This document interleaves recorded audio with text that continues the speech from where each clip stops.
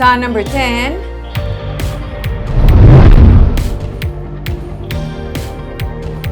Panaad sa Negros Festival ang magabalik na. Sa Pebrero 13, igalunsar ang Panaad Festival.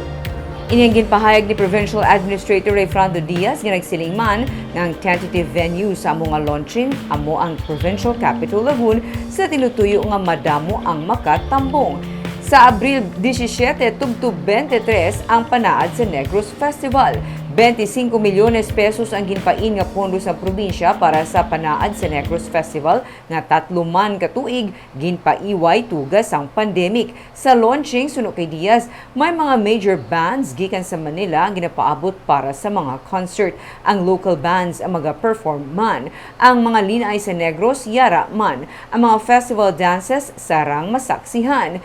Isalida ang Best of Negros products nga suno kay Diaz isa sa bag-o nga event sa Panaad mismo. Mga winners sa national, regional kag provincial level among qualified nga makigbahin. Sa event mismo nahanda ng guest list nga nagalakip sang national personalities. Ginhinyo naman sa probinsya ang Association of Negros Producers nga mangin partners sang sini nga event. Ang ANP ang mangin recipient sa mga donation.